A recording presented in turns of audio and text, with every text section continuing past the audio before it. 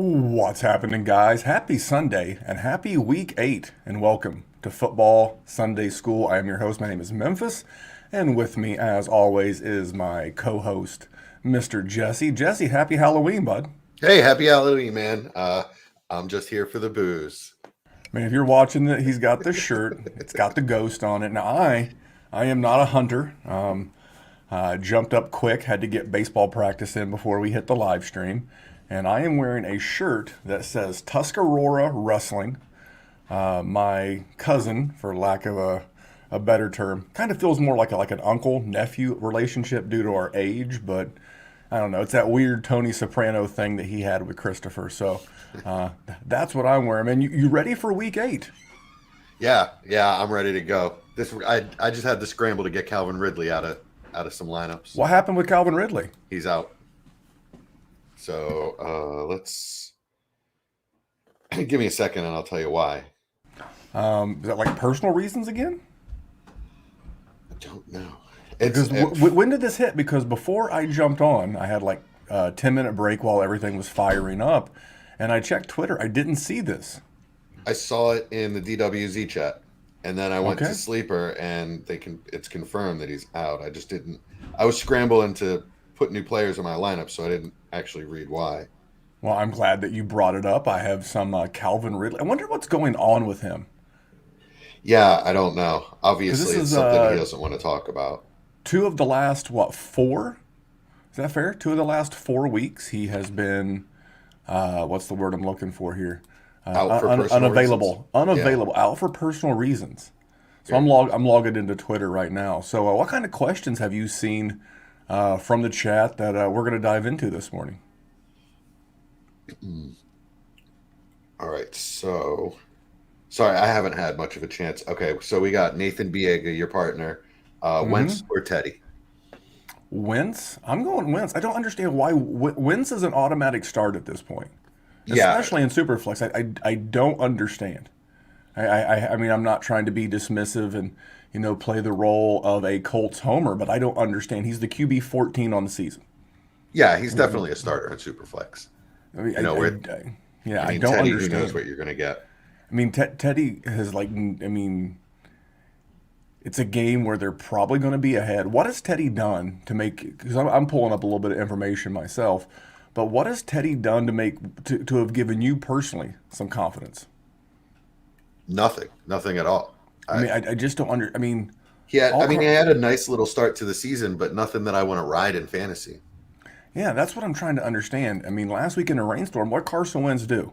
Threw for two and rushed for one. Yeah, I know the yardage necessarily wasn't there, but I'm pulling him up right now. One of my favorite websites to use, and he is currently the QB 14 in your basic ESPN standard scoring. So 17 points a game, and I'm looking for Teddy. Teddy is 15.8 points a game. So I don't understand. Wentz is at home, and if you look at his game logs over the last 4 weeks, so let's throw out that Titans game where he had two, not one, but two bad ankles. He had twisted both ankles. right. Since that game, he's went 228 and two. Then the game after that against the Ravens, 404 and two, 223 and two. Last week, 150 and two, and he offset the low passing volume by rushing for a TD. Yeah, that's All right, pretty. I mean, that's a quarterback two right there in Superflex. this, I start him on a team that I'm 7-0. I'm looking at his game logs right now: 17.9, 22.6, 17.0, 20.3. What are we not liking about that? Now, in fairness to Teddy, let's take it to the Bridgewater. He has been in the last four because, i.e., once he stopped playing teams like the Giants, Jags, and Jets, 6.8, 18.6, 18.3, 13.8. I could see maybe that the question could be that he's playing the Washington football team, who is the number one matchup for quarterbacks in the league, but I couldn't start Teddy. No, no, I'm always I always will start the better player rather than follow a matchup. You know, unless it's quite obvious and the players are pretty close. with the matchups, because you just get burned that way. I think if we could predict sports, we would all live in giant mansions, right? Well, if I could predict sports, I'd be a professional gambler. Yeah, that's what I'm saying. That's where the money is. But yeah, I'm looking at some seasonal data right now. I'm getting pulled up, and I know Washington is a great matchup for quarterbacks. Washington is the number one matchup for quarterbacks, but Tennessee is the fourth best matchup. So you want to go we'll just go basic ESPN scoring. Tennessee's given up 21 points a game. The football team has given up 27 points a game to the QB position. I mean, I can understand why maybe you're chasing that 6 points, but I'm going to play Carson Wentz indoors at home in Indy. So for me, that one's a pretty easy. You got any other questions, or I'll roll into a prop bet? Well, I have a really important one for one of my leagues. So Fire away. Yeah, this is a redraft league, one quarterback. This is my oldest fantasy league. We've been doing this since the 90s. I have Tua, right? So I have Russ on IR, and I've got Tua in the spot right now, playing the Bills, right? Which, from everything I can see, is a terrible matchup. Buffalo is the worst matchup for a QB in fantasy, and it's not even, quite honestly, remotely close. So I can cut they give up 12.8 points a game to the QB position. Tua did have some garbage time against them last year in a game. The Dolphins lost 56-26 in a win and you're in scenario for the playoffs, and they laid an egg.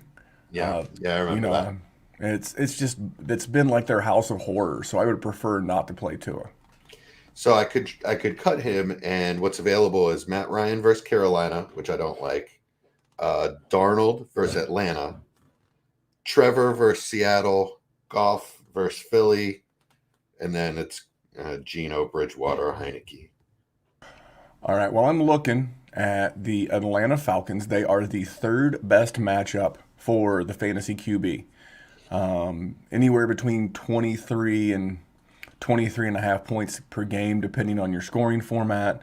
They have given up 15 passing touchdowns, have only created 3 INTs.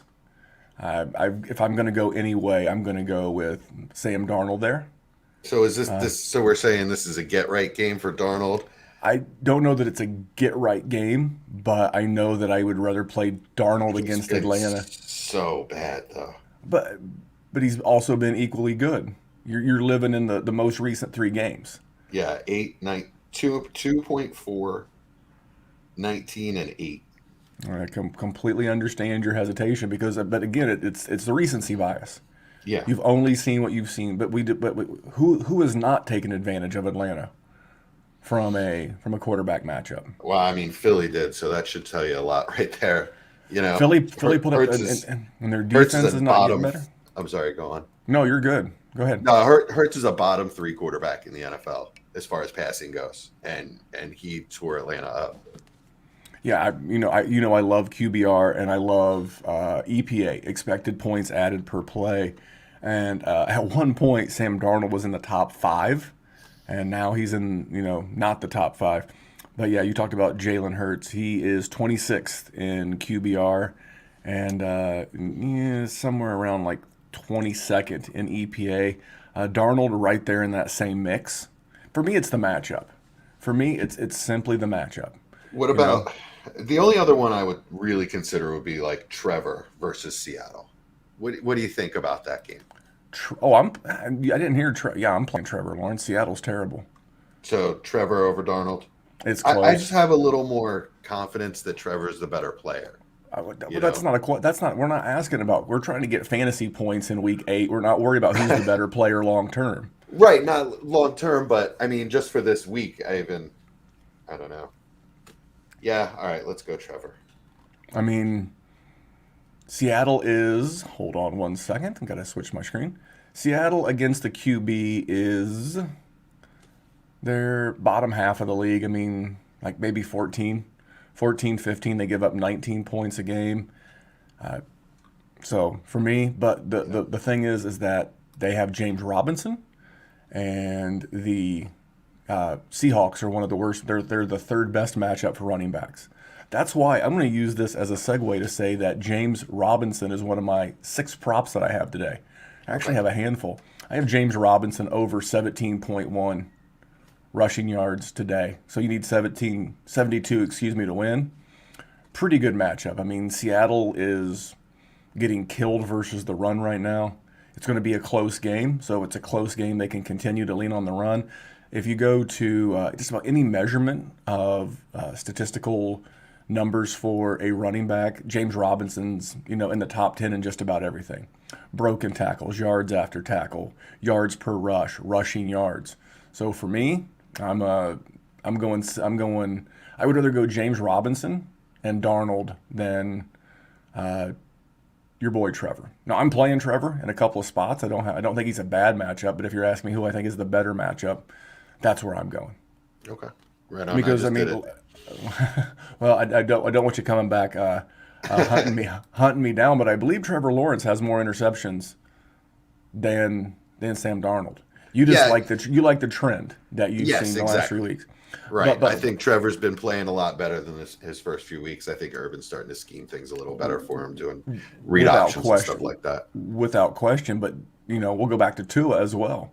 Do you think Tua's as good as we've seen the last 2 weeks, or is he a byproduct of matchups against Atlanta and Jacksonville? Well, yeah, that's what I've been thinking too. We're going to find out today, right? I mean, we're normally we have a dynasty focus and everything, but for today, I'm going to I'm going to lean Darnold slightly over T-Law. I like both of them in that QB2, back end QB1, QB2 range. That 12 to 18 range. All And right. Well, basically, what you're hoping for is 18 points and go home and get a win and not sweat it. I've got a solid team around him. So I'm 5-2. So just trying to get by until I get Russ back. We'll see. If I don't win this week, it's not the end of the world. True. All right. Our own Nick Guzzi wants to know Darnold or Wentz. For me, this is Wentz. I'll go Oh ahead yeah. and give you another one at one of my props. So I've given you James Robinson over 71 and a half rushing yards. I've got Wentz over 246 and a half. Now that bet's found on, I forgot my notebook. It's on Win. It's on Win Sportsbook app. It's the new one sponsored by Shaq and Ben Affleck. They've been advertising quite a bit. 246 and a half. I'm going over that with Wentz. The Tennessee Titans have given that passing number up to every quarterback but Carson Wentz. That was in week 3 when Wentz had the 2 bad ankles. Part of the reason why I love Wentz this week, for the first time all season, the preseason starting offensive line, they actually have all 5 projected starters that were supposed to have started week 1. They're getting Braden Smith back, who has missed the last 6 weeks. They got Quentin Nelson back last week. They've got Ryan Kelly, Mike Glowinski, and they've got Eric Fisher. So this is the starting lineup that we've wanted to see Carson Wentz throwing behind. This is the offensive line we've wanted to see Jonathan Taylor rushing behind. And what the hell, I'll get 3 props out of the way early. I'm also going Michael Pittman over 63 and a half receiving yards. 11 wide. So this is the fun stat, right? How many games has Tennessee played this year? Do you know? They've 7. not been on bye, so 7. 7. You know how many wide receivers have had at least 64 yards against Tennessee? I 7 have no games. idea. 11. No idea. 11 total wide receivers have had more than 63 and a half yards, so 64 yards against this Tennessee defense. So 1.5 a game. Yeah, basically 1.5 a game. T.Y. Hilton's going to be there, which will, I don't know how big of a role he will have, but he will have enough to help take a little bit of coverage off Pittman. So I like Wentz and Pittman both over their total. So going Wentz over Darnold. Like I said, Darnold, if you're in a bad spot, in a 1 QB league, you're not playing Darnold, but in a super flex, I am. All right, Chad Mendoza says, I played Jesse in 2 leagues in Memphis and another. I'm guessing my question is, how sad will the 2 of you be collectively after the loss? Well, if it's 2 leagues with Jesse and 1 with me, wouldn't that be losses, plural on the losses? That's number 1. And so no, I don't feel. I mean, I got to check my lineup, so we'll cut this short about 15 till the Well, hour. Chad, in DWZ4 where we play each other, you already have a player with 1 point in Rondale Moore, and you look like you're in trouble this week, my friend. Yeah, I'm going through right now, and I'm just slowly, as you're responding to questions, I'm going through and I'm checking rosters to get Calvin Ridley out of them. It's funny. Can I do a humble brag on my own Sure, show? please do. So I've got a team. This is Trade Addict 7 with the notorious Dynasty Outhouse. Such fantasy and dynasty luminaries in there as Tyler Gunther, Doug Eddy, Riley Bymaster. Let's see here. J.P. Hurley, Bobby Koch, Dynasty Outhouse, Casey Kasem, Peter Howard, Gabe from Man Bun, Gabe. So a few people you've heard of. I'm the two-time defending champion of this league, and I have a roster so good, I couldn't get. I mean, hold on, I remember which one. I couldn't get Damian Harris in my lineup this week or Melvin Gordon. So luckily, I'm gonna So what do you think? I'll give you that. I'll give you the right of first refusal. You think I should start Melvin Gordon, or do you think I should start Damian Harris? Because I know which way I'm going. This is like a test. Uh, Patriots are playing. The L.A. Chargers, Yeah. Superchargers. Uh, yeah, I'm going Melvin Gordon just because I think it's going to be a tough game script for Damian Harris. If he doesn't get it early, he's not going to get it at all. Well, see, I love you, and you're doing a great job as my co-host on this. But I'm going to give you this. I'm going Damian Harris. No team Okay. gives up more rushing yards per game to the running back than the Los Angeles Chargers. And Okay. how do I think that Uncle Bill's going to slow down this high flying Chargers offense? Keep him on the field in a healthy dose of Damian Harris. Okay. So that's the way that I went. Melvin Gordon, I think we're going to continue to see more of the Javonte Williams show. But I love how we have these segues. I'm going to get to more questions in just a second. But this is my fourth prop. I'm going Melvin Gordon over 13 and a half receiving yards against the Washington football team. So Washington football team in receiving yards and receptions. Hold on, I'm waiting for this page to refresh. The Washington football team has given up. I love computers. I love it when they go slow. The Washington football team, man, this is a professional outfit if I ever did see one. They're giving up 40. They're giving up 44 receptions a game to the running back position, so just over about 6.5 a game, and they're giving up 250 receiving yards to running backs on the season, and it's 13.5 yards. I like attacking those low numbers with low juice. So Melvin Gordon, another prop for you. I like it. He could cover that in one play. Yeah, he is more involved. A little nervous with Jerry Judy coming. Will he still be overly involved? But I think I only need a catch or two to get that number. All right, Chad. So Chad's trying to beat us. He wants a little help. He wants to know Brandon Cooks or Jarvis Landry. Brandon Cooks has been a number one almost all year. I mean, he's not really scoring, but Landry doesn't score either. So Yeah, for me, Landry is like a PPR guy. This is like a low scoring affair. This is the Brandon Cooks revenge game. Against the LA Rams, he was a Ram at one time. well, he My can feet. you Go could say ahead. that about half the teams in the NFL with Brandon That's Cooks. true. But Yeah, and he's been traded to more contenders than just about anybody. Then he winds up on Houston. I think Brandon Cooks gets a couple of squeaky wheel gets the grease. He came out in the news of the trade of Mark Ingram, not Melvin, but Mark Ingram. Actually, they both went traded. Mark Ingram wound up back on the Saints, and Brandon Cooks came out and said, "This is bullshit." And I think they're going to try to pacify him a little bit. They may even try to feature him.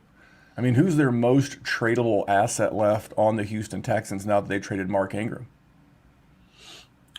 uh, I mean, for me, it's Brandon Cooks. I mean, there's a lot of teams that could use wide receiver help right now. yeah, oh yeah, absolutely, absolutely. Well, I read an article that they're trying to pump him up as sort of a organizational foundation piece, and then he comes out and calls the organization a joke. So I don't think that they're exactly on the same page. He could definitely be out of there. yeah, I'm going Cooks in the matchup now, especially if I'm an underdog or the matchup's close. Cooks is more likely to win me the game. I think their floor is about the same, but Cooks has way more upside. Nathan, my partner, wants to know James Robinson or Sam Darnold in a flex. I'm still going Sam Darnold. Yeah, You know, I'd go quarterback with a good matchup. if Sam Darnold absolutely literally shits the bed, what's he get you 10 points? I mean, that's Right. James Robinson getting you 100 yards rushing with no receptions or no touchdowns. As bad as a QB game, but for James Robinson to get you like 25 points, which Sam Darnold's more than capable of doing, especially given the matchup, because you know that's going to be a higher scoring game. So for me, just if I'm like a super favorite, then maybe James Robinson, but I'm finding a way to get both of them in my lineup. All And right. you? Yeah, I'm definitely with you. All right, Absolutely, man. Sam Darnold there. We keep moseying on. Steve Gambino, I may have missed your answer, so if you could just give me a quick again, Manny Sanders or Jerry Judy? I'm going safe on this one, Manny Sanders. I mean, he's been I want to excellent. see it. Same thing. Give me Manny Sanders. I want to see what Jerry Judy looks like coming back off the injury. Exactly. I want to see what his role looks like in the offense. You know, over the last few weeks, if you look at the targets of a guy like Noah Fant, who has been, playing much better, he's been getting a lot of targets. I know he had a 12 target game and a 9 target game, and I do believe that he and Judy kind of work in that similar area. I almost went with a Judy prop. I must not Judy, excuse me, but a Fant prop because Washington football team very generous to the tight end position. They're in the bottom 8 in targets, receptions, and yards given up to the tight end position, but they've only given up 2 tight end touchdowns all year. Now touchdowns are a freaky stat, but I think this will be more of a Fant game. And if Denver gets up on them earlier, they're going to try to pound on them in that mile high air. So for me, I'm going to lean Manny Sanders because do you know the average margin of victory between the Bills and the Dolphins since Brian Flores became the head coach of the Miami Dolphins? No, I'm sure it's pretty high. His best, quote unquote, best loss is 13 points. His worst loss is 35 to nothing. I mean, they have been crushing this guy from like I said, I referenced it earlier in the show.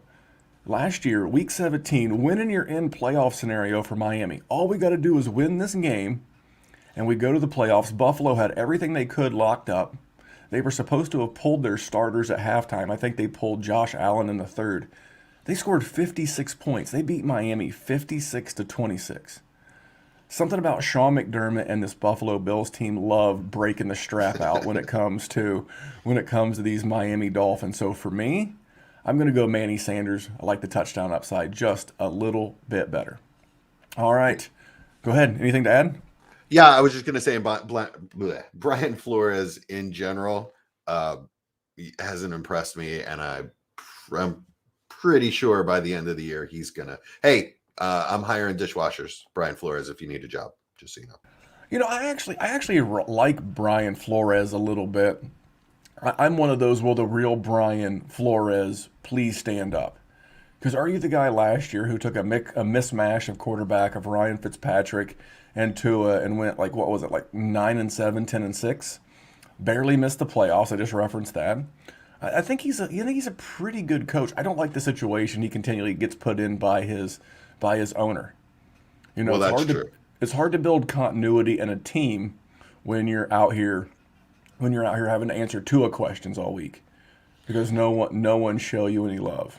Yeah, it's amazing to me how little support that organization has given to after spending such a high pick on him and having one of the best pedigrees coming out of college of all time. So it's baffling to me the way that organization is run.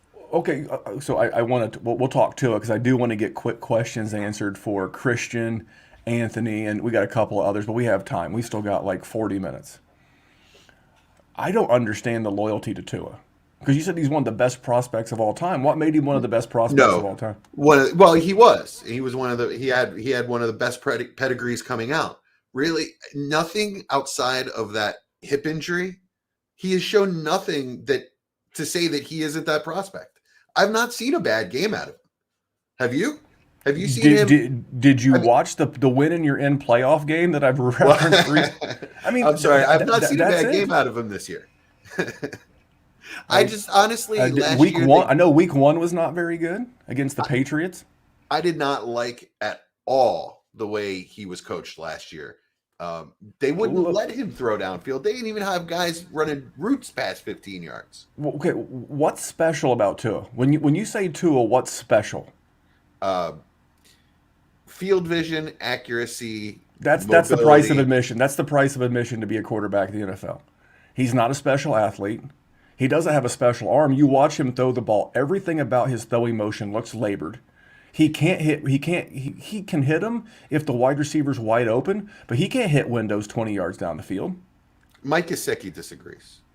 Mike Gesicki gets wide open. No, I mean, but he's made some really tough catches in traffic. All right, I will tell you what I think is special about Tua. 2 weeks ago, I saw him. I think it was the London game. I saw him step up on third down. Right, so the rush was coming from behind him, and a lot of quarterbacks will. He hunched his shoulders a little bit, right, like he was about to turtle and just go down with the ball and not fumble. Right, he hunched his shoulders and sort of like shrugged it off, took a step, and fired a laser beam in the double coverage to Waddle for a first down on third down, and it was a Pro Bowl professional quarterback type throw. So And that's what I like out of him. I'm gonna go to the same game. He had a throw to the, I believe it was his opposite of, he's a lefty.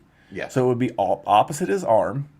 He literally threw a duck that literally no one was in the area that was like a horrible interception Yeah. on a drive where they're driving. Yeah. He, He he had to does. bring that one up. He And, played and, really and, well up into that throw. and And here's then the after thing. that throw. And here's the thing. I'm asking myself as a Colts fan and as a Carson Wentz fan. If you don't have the best quarterback in your division, it's real hard to win your division. You go to any division right now, except for the AFC West, the best QB in the division leads the division. Okay. It's just how it is. Sure. And you can argue that Mac Jones, although he may not be way better, he could be better than Tua.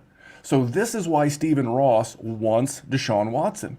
He's looked 5 games in a row that this team is not able to beat the Buffalo Bills with Josh Allen, the new and improved Josh Allen.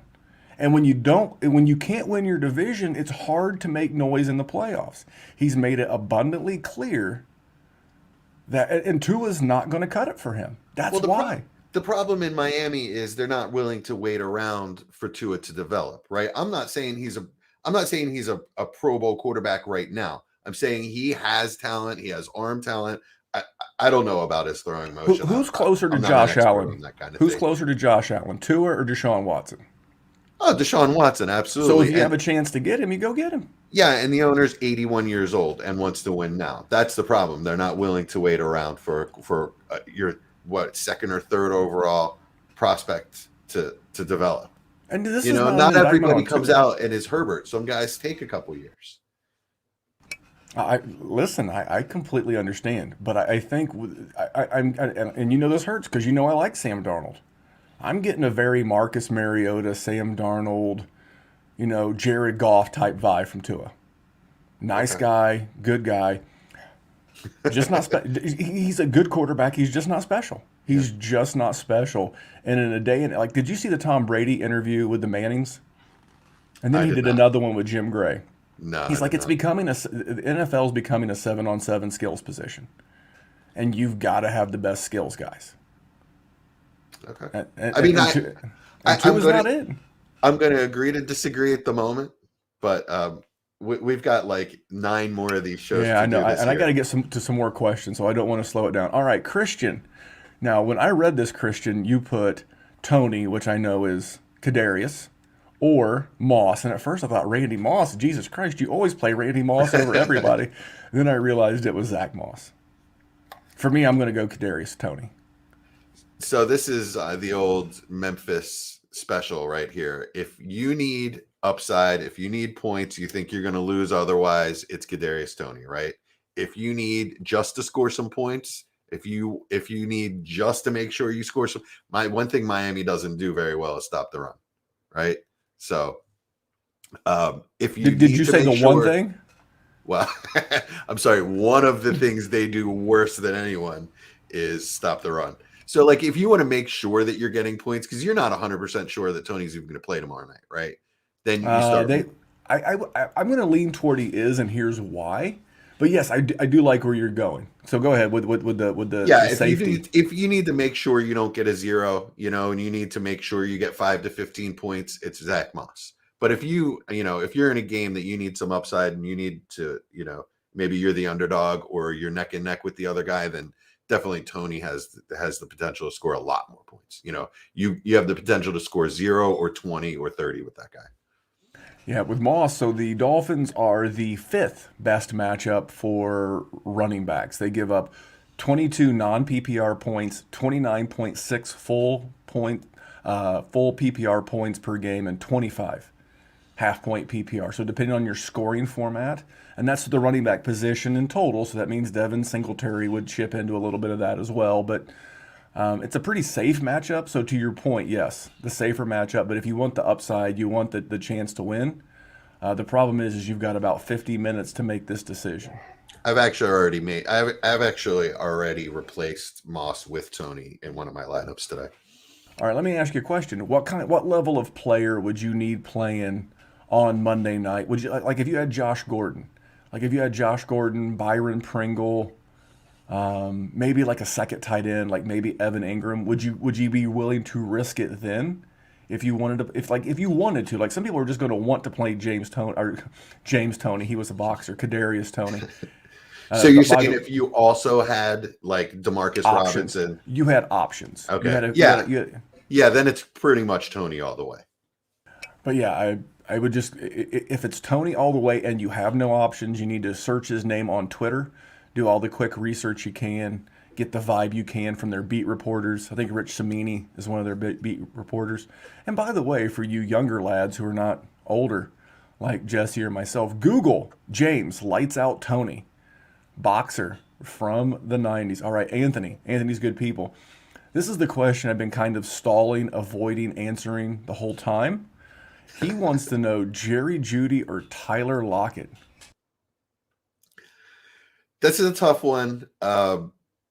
Lockett obviously is catching balls from Geno Smith, and we've seen how that's gone, but it's Jacksonville's, I guess you could call it a defense. I really want to see it added. Like you said, I really want to see it out of Judy before I throw him in the lineup. I'm probably going Lockett on just the fact that he's Tyler Lockett and the fact that he's playing the Jags. All right, I hate to do it, and I hate to go against you. We're gonna have a disagreement here. Okay, I am gonna go. Here's the thing. it's close, but I agree, but here's why. I have seen it. I have seen it out of Tyler Lockett with Geno Smith, and not only have I seen it, but I've seen too damn much of it. I've seen enough. I think he's like wide receiver 50 or worse 3 weeks in a row.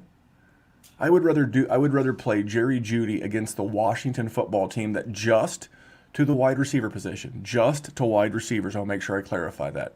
They've given up 113 receptions, 1,400 yards, 11 touchdowns to just wide receivers. So when you think about wide receivers in Denver, that's going to be split between Tim Patrick, Jerry Judy, and Cortland Sutton. That's 30 non-PPR and 46 full-point PPR points. So if Jerry Judy gets 1/3, that'd be about a 15-point game. I like the odds of getting a 15-point game out of Jerry Judy a lot more than I do with Tyler Lockett right now. Like I said, I expect this Jacksonville. It was one of my bets of the week. I have Jacksonville and Seattle going under their point total. I think Pete Carroll and Urban Meyer, two college coaches who have had a great track record of, how many times in the NFL do you think we're going to have seen two former college coaches that both won a national championship playing each other on a Sunday in the NFL? Yeah, I don't know. Maybe I should have called ESPN and told them that narrative so they could have hyped it up all week because I literally have not heard it anywhere, and I thought I'd just, randomly throw that out. Actually, I don't think Pete Carroll's counted anymore because they got caught cheating. All right, next question. Oh, I forgot all about that with Pete Carroll. He's been in Seattle for so long. I forget it was USC, right? Yep, USC. Yeah, with the Reggie Bush era. Yeah, I forgot all about that. This one right here, Mike Kenny, the old expression, bowling shoe ugly. He has lost. Calvin Ridley has done him no favors. He's going Elijah Moore, Jalen Guyton, Josh Reynolds, Jalen Reagor. All right, before we answer this question, let me ask you a question about these players. Who's the best player in that list? For me, the best player on the list is Elijah. So I will rank him. To me, it would be Elijah Moore, Jalen Rager, Josh Reynolds, Jalen Guyton. That would be my order. Okay. And who's on the worst team? Who's on the worst offense? Oh, Elijah Moore. Okay. So Right. so he's at that delta, right? He's the best player, but in the worst situation. Right. I so then I start looking at game matchup. For me, I'm probably going to go Jalen Rager because he plays Detroit, and Detroit's cornerback situation is a nightmare. My only concern is, do they get up and try to not expose Hurts to a whole bunch of throwing? I don't know. I think if you're playing any of these guys, you're looking for a Hail Mary. Although I think the most volume comes with Elijah Moore. So if you want the home run play, I go Jalen Rager. If you want the volume play, I want to go Moore. Is that fair? It's fair. I don't think Elijah Moore is going to get a lot of volume anyway.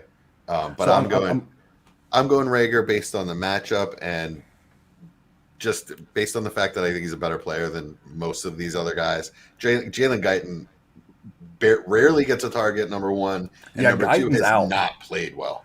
And even in games where Julio Jones has not played for the Titans, Josh Reynolds. So those two are eliminated right off the bat. Yeah, I'm going He said Rager. he says he also has Goddard. So now he tells us. Oh yeah, That yeah, changes yeah. everything. Goddard's the play there. Goddard's 100% the play there. Get all the Goddard in there right away. He's the pulling up number her- one receiver for the Eagles. I mean, that's not saying a whole lot, but he's the number one target. Yeah, Detroit also middle-ish of the pack. They're in that middle third of tight ends against the defense. So yeah, I'm going to go Goddard there again. How about this? The home run. Would you agree the home run play stays Rager? Yes, yes. So if you need the big play, no, because that's where the big play comes from. Is Rager gets behind one of these bad Detroit corners. Your boy Hurts by some time, fires a bomb. I could see something like that. I could see Goddard getting open on a deep post too. Sure. You know? Yeah. So for me, it's Goddard, Moore, Rager. I'm assuming for you it's Goddard, Rager, Moore. Agreed. Yeah. All right, there you go. So there are your options. What I would actually do is I'd flip a coin, say a couple of Our Fathers and a few Hail Marys, and just see what you can't get in there. All right. Nathan is back. He wants to know LaVisca or Emmanuel Sanders already starting Diggs. I mean, it's a no-brainer if you're not starting Diggs, which is, it's Emmanuel Sanders. So I'm not gonna. I don't let my lineup dictate. I don't care that both players are on the same team. I'm starting them. Yeah, It's just not a. It's just something that I used to do, and I just don't care about anymore. I don't care. I don't care if you're on the same team.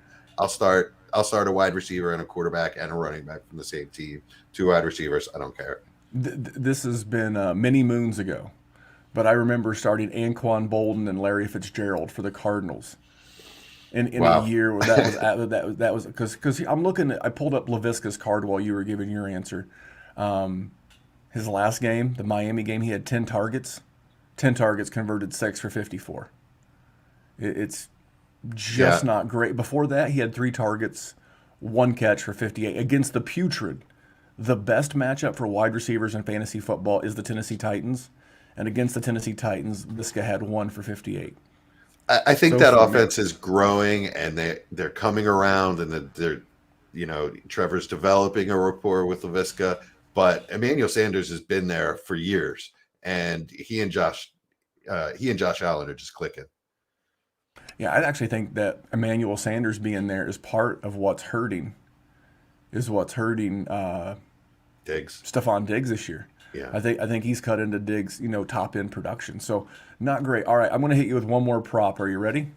Sure. This one right here might be my prop of the week, my favorite prop of the week.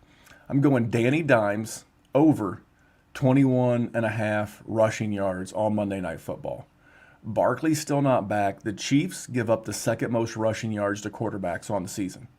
The Chiefs are giving up 34 rushing yards per game to the quarterback position. Ironically, Danny Dimes averaging 32 rushing yards per game. So it makes me feel like this number should be a lot closer to like 27, 28. I think getting it at 21 and a half is a stone cold value. I think this number will go up. And because of that, I'm going to take Daniel Dimes over 21 and a half rushing yards. Thoughts on that little prop? Yeah, love it. I mean, I saw a sleeper describe the matchup of anyone on the Giants against KC this week as pristine. It's a pristine matchup, and I love it. So any way that, I mean, any way that you can get a skill position player for the Giants, that low, yeah, absolutely. Yeah, I mean, and just they didn't have any Evan Ingram props up. So what I do is I got my little cheat sheet that I have all my stats on for players and teams against certain positions. You've heard me reference it many times today. And the Chiefs are the second best matchup for tight ends in the league. And I was looking for some Evan Ingram props.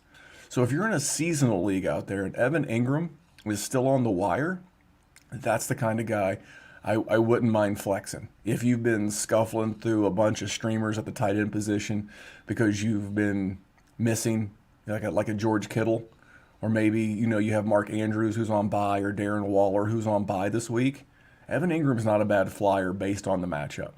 Still, no Kenny Galladay. He's a big dude, could be a red zone guy. So what do you think about that little stream action? Yeah, absolutely. If you need a guy, I mean, tight end is really gross right now. If you look at the waiver wires, CJ Uzama, who is that how he just as pronounces like it?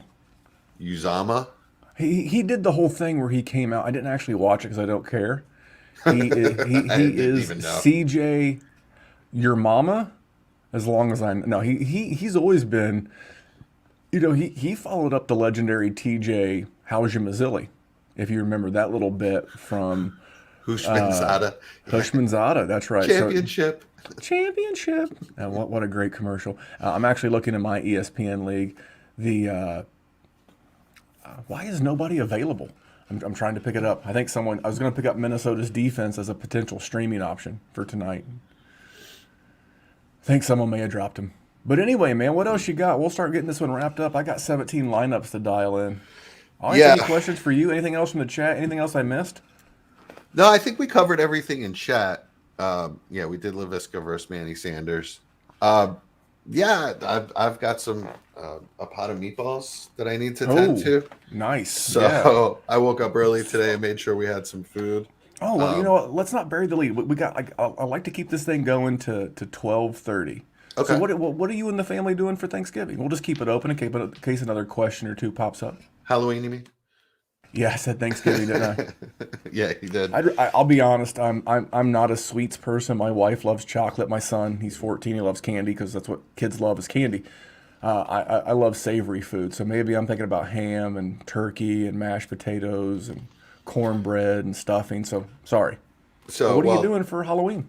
The 17-year-old, he's a quarterback for Catonsville High School, and they won their last 2 games. So he's the big man on campus. He's out at parties today, right? And so the wife and I are going to go sit at a bar and drink and watch football till about till the 4:00 games come on, and then we're going to come home, have meatballs, and we have pumpkin-shaped ravioli, and we're going to pass out candy to kids. So that's our plan. Oh, I thought you were going to say you're going to pass out kids to witches. That's a Hansel and Gretel take if I ever did hear one. No. And that's about it. I'm going to watch football. I'm going to hand out candy, and I'm going to drink. Yeah, that's the one thing. So I'm going to go out in the garage, and I am going to get my workout in while watching the Colts and the Titans game. After that, the 4:00 games today are just kind of bad. I'll have them on in the background, like in the periphery, mostly listening to them. One of my favorite low-key things to do is to you ever use the NFL app to watch a game? Like maybe you're out with your family. It's not bad. NFL fantasy football in and of itself, the app is Cheeks. It's trash. I hate it. It's the worst. But they allow you, if you download the app and keep your account current or whatever, you can stream games there. But you can only stream games in your local market.